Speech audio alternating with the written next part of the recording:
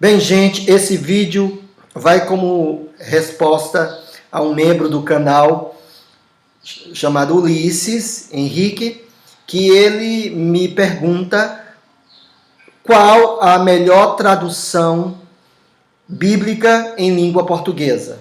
É muito importante saber para que você possa escolher uma Bíblia que seja pelo menos mais próxima do original e que você possa, pelo menos, ter uma certa segurança. É verdade que precisamos entender que o inspirado, o texto inerrante, é o texto original.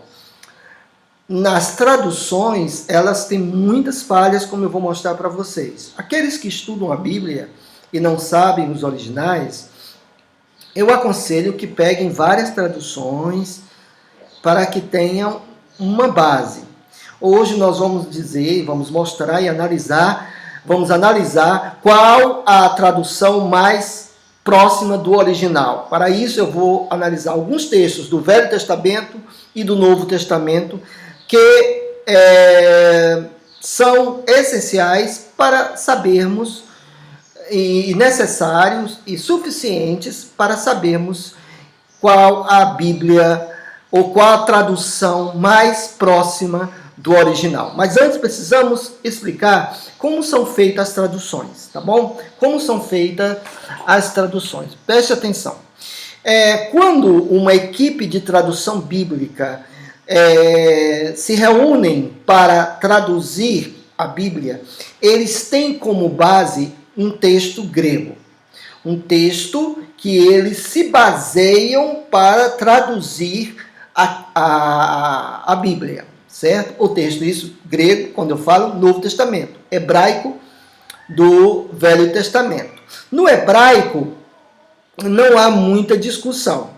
Mas, no entanto, o texto, quando se coloca no Novo Testamento, aí há uma grande discussão. A crítica textual é muito forte em relação a isso. E há vários textos gregos. Basicamente, são dois textos gregos diferentes, porque os demais todos vêm desses dois. O primeiro texto é o chamado texto grego crítico, certo? Que é o texto de Nestor Aland, certo? 27ª edição, já tem a 28ª, certo?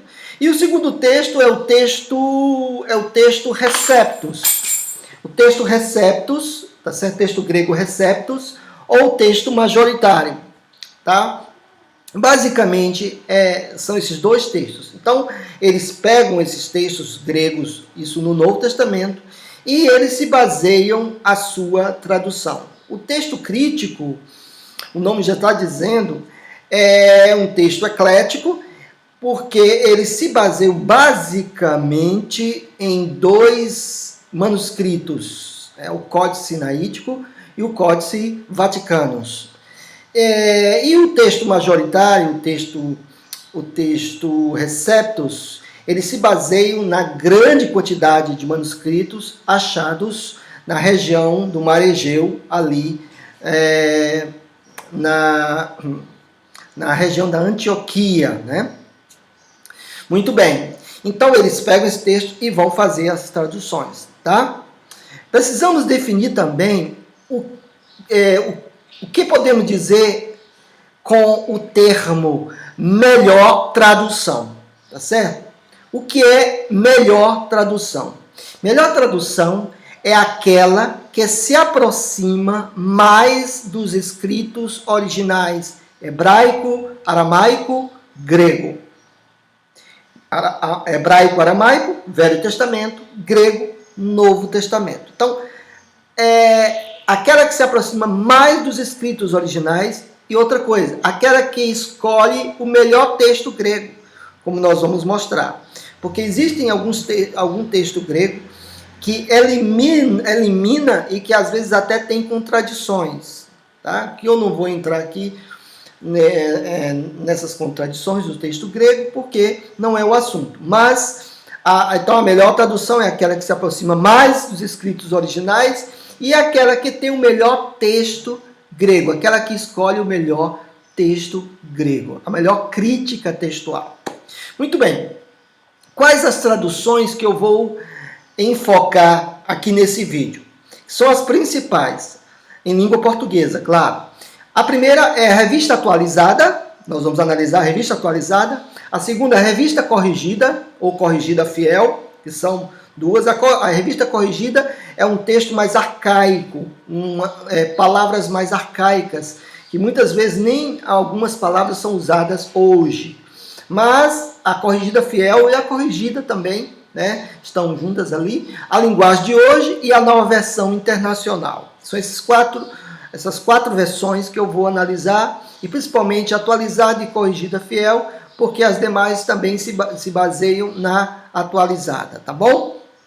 Muito bem. O primeiro texto que nós vamos analisar está aqui em Gênesis 6, 8, que diz o seguinte, ó, porém, na Revista Atualizada, né? Porém, Noé achou graça diante do Senhor. Assim está na Revista Atualizada. Na Revista Corrigida, está assim, Noé, porém, achou graça aos olhos do Senhor. Vejam que já acrescentou olhos aqui, certo? Na Nova Versão Internacional, tem assim, a Noé, porém, o Senhor mostrou benevolência. Aqui já é uma interpretação, tá certo? Uma interpretação, né? E aqui na linguagem de hoje, tradução na linguagem de hoje, mas o Senhor Deus aprovava o que Noé fazia, tá certo? Aqui já é uma interpretação também dos textos no original, tá? Muito bem, mas o que diz o original? Vejamos o que diz aqui no hebraico, né? Venoha Matzah Hen Bereinei Adonai, que é o nome de Deus, certo? Então veja o que diz aqui. Berenai, perante os olhos. Aqui tem no hebraico olhos, certo? Então, e graça é perante os olhos, diante dos olhos do Senhor. Então, no original hebraico, tem a palavra olhos, certo? Que não tem na atualizada, certo? E não tem nem na Nova Versão Internacional, nem na linguagem de hoje. É interessante que nós vemos aqui, na Nova Versão Internacional, que já houve uma interpretação por parte do tradutor, certo? Mas realmente no original está assim, Noé, porém, achou graça aos olhos do Senhor. E na Revista Atualizada, só colocaram graça, acharam que era o bastante e que não precisava colocar olhos. Aquele que estava traduzindo achou que não precisaria colocar olhos. Então, nesse versículo do Velho Testamento, nós podemos dizer que está mais próximo é a Revista Corrigida, tá certo? A Revista Corrigida está mais próxima em Gênesis 6, 8. Vamos para outro texto. Esse texto é muito interessante, do Salmo 84, verso 3. O pardal encontrou casa e a andorinha ninho para si, onde acolhe os seus filhotes, os teus altares. Notem que na Revista Atualizada, ele dá a entender que o salmista está falando em relação também a ele. Mas será que está assim no original? Já na corrigida, na Nova Versão Internacional e na linguagem de hoje, não diz respeito ao autor.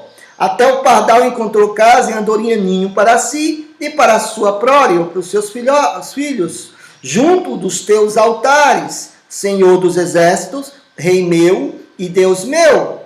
Até o pardal achou um lar e andorinha ninho para si, assim está na Nova Versão Internacional, para abrigar os teus filhotes, um lugar perto do teu altar. Ó Senhor dos exércitos, Rei e Deus meu. Né? E a linguagem de hoje segue também a corrigida, tá bom? Então vejam bem que no original não tem a expressão eu, não se refere à primeira pessoa aqui, tá certo?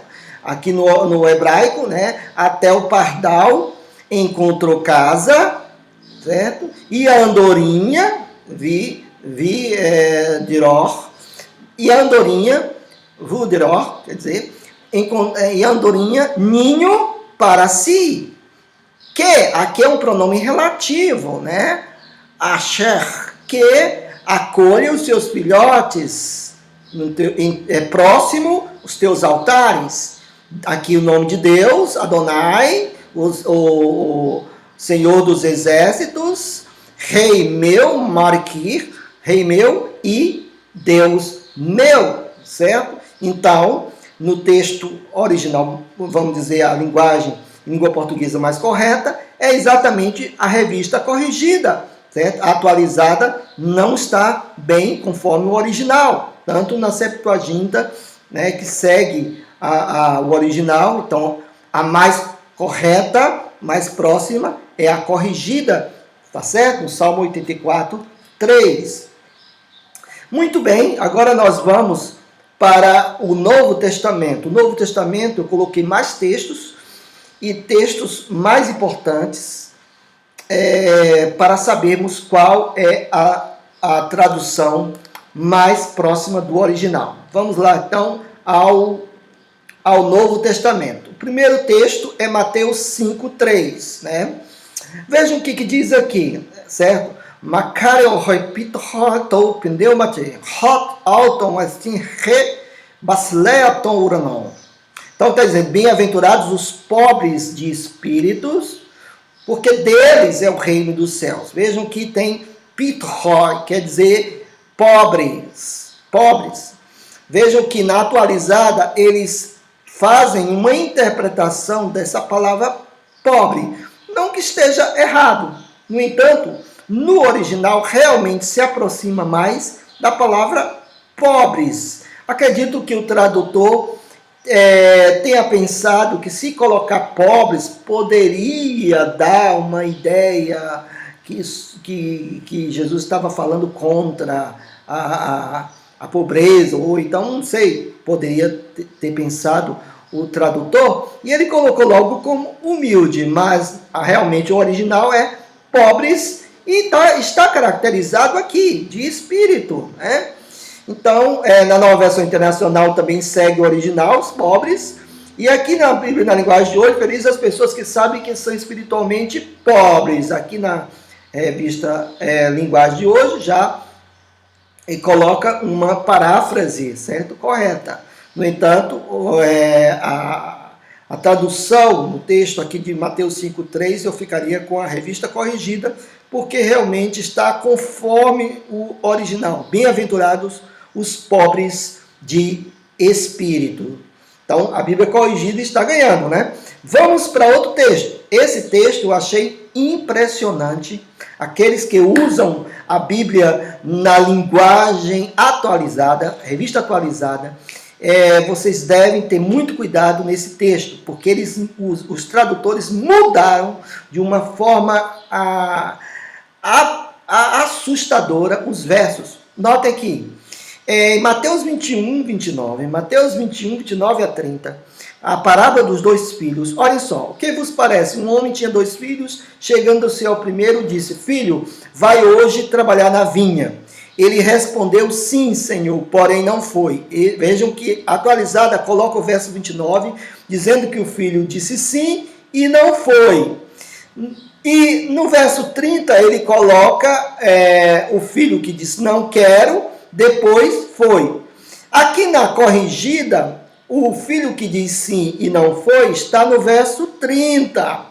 E o filho que diz não quero, mas foi, está no verso 29. Então vejam que no original está exatamente no verso 29. Né? Aquele tendo respondido disse, não quero, né? Mas depois, tendo se arrependido, foi. Tá certo? Então, vejam que no texto original, o verso 29 está a negativa do filho, que foi, tá certo? Então, a tradução mais correta aqui é a revista corrigida. Tanto é que a Nova Versão Internacional e na linguagem de hoje segue essa tradução aqui, porque assim está no original. Essa tradução aqui está errada. Eles mudaram o versículo. O versículo 29 está errado, ou seja, na parábola de Jesus, Jesus colocou primeiramente o filho, né? O filho que negou, mas ele foi. E eles trocaram aqui. Aí alguém pode dizer assim, mas não houve mudança do conteúdo. Realmente não houve uma mudança, vamos dizer assim, contundente do conteúdo.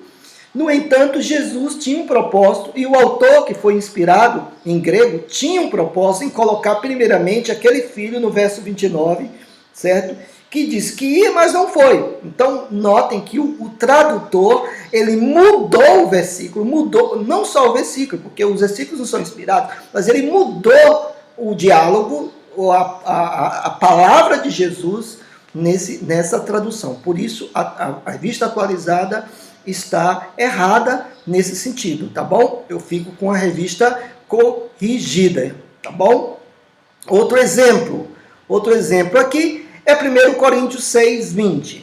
1 Coríntios 6:20 diz assim: porque fosse comprado por preço, agora, pois, glorificai a Deus no vosso corpo. Notem que na revista atualizada não tem nenhum outro texto continuando aqui.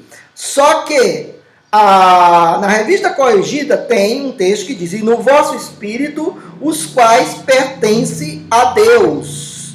Note que no texto original, aqui está o texto grego original, tem no vosso espírito, os quais pertencem a Deus, certo? Então, tem no original, a maioria dos manuscritos tem essa passagem, certo?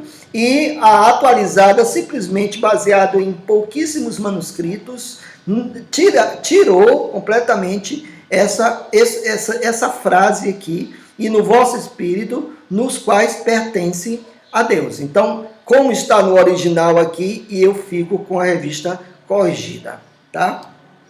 1 Timóteo 3,16 é outro exemplo, tá bom? É outro exemplo, porque no texto original tem uma crítica textual interessante nesse texto aqui de 1 Timóteo 3,16. Confessamente, ou evidentemente, traduzido, grande é o mistério da piedade. Grande é o mistério da piedade. Veja aqui, Deus foi manifestado em carne, foi justificado em espírito, foi visto por anjos, foi pregado entre os gentios, foi crido no mundo e recebido na glória. Anelefte endoxei. Notem que as traduções diz aquele que foi manifestado na carne, né? Na revista atualizada, também na corrigida, diz aquele, corrigida antiga, diz aquele que se manifestou na carne, né? Também diz aquele, mas na revista corrigida fiel diz Deus se manifestou na carne. Na revista Nova Versão Internacional, Deus foi manifestado em corpo, certo? Em corpo, mas no original realmente tem em carne, sarx. Então, realmente, o sentido é corpo, mas o original mesmo está em carne, dá um sentido bem forte. E na linguagem de hoje, eles seguem a atualizada e a corrigida antiga. Ele se tornou um ser humano, certo? Então, vejam bem, apesar que nos manuscritos a palavra theos, Deus, havia uma abreviação, a palavra theta e um sigma somente, para abreviar a palavra theos. Então, acredito que o escriba tenha se enganado, porque a grande maioria de manuscritos fala theos, Inclusive no Códice Vaticano, o Códice Sinaítico, tem theos, né? Essa expressão theos é muito interessante, que é um código do quarto século que eles se baseiam. Então, está realmente a expressão Deus se manifestou em carne, certo? Deus se manifestou em carne. Então, eu ficaria aqui com a tradução na Revista Corrigida Fiel, certo? Como mais próxima do original, tá? Agora, esse texto aqui de Apocalipse 6:1 é muito interessante, porque nessa crítica textual, ou nesse texto, tem prejuízo na interpretação de quem é o cavaleiro branco do Apocalipse. São os 4 cavaleiros do Apocalipse, e há aquele cavaleiro branco que está vencendo e para vencer, né? Que é um dos selos, a abertura de um dos selos, do capítulo 6 de Apocalipse, verso 1. Então, notem bem que nessa tradução há problema na interpretação. Porque diz aqui, ó, na Revista Atualizada diz assim: vi quando o Cordeiro abriu um dos 7 selos e ouvi um dos 4 seres viventes dizendo, como se fosse voz de trovão: vem, vem. Vejam que diante desse texto aqui, quem está dizendo vem, ou está dizendo vem para Jesus, né? Vi quando o Cordeiro abriu um dos 7 selos e ouvi um dos 4 seres viventes dizendo, como se fosse voz de trovão: vem. Nesse caso aqui, dá a entender que ele está dizendo para o cavaleiro branco, desculpa, não é para Jesus, porque aí já estaria interpretando, né? Mas para o cavaleiro branco. Se ele está falando para o cavaleiro branco, algumas pessoas dizem que não pode ser Jesus, porque como é que um dos 4 seres viventes vai dar uma ordem para Jesus, né? No caso aqui, na Revista Corrigida, dá a entender que ele está falando para João, né? E havendo o Cordeiro aberto um dos selos, olhei e ouvi um dos 4 animais que dizia como uma voz de trovão: vem e vê. Então, ele está demonstrando que esse ser está falando para João: vem e vê. E não está falando para o cavaleiro branco. Então, alguns interpretam, e eu acredito que sim, que ali aquele cavaleiro branco é Jesus, né? No original está exatamente vem e vê, certo? No texto original vem erro kaide.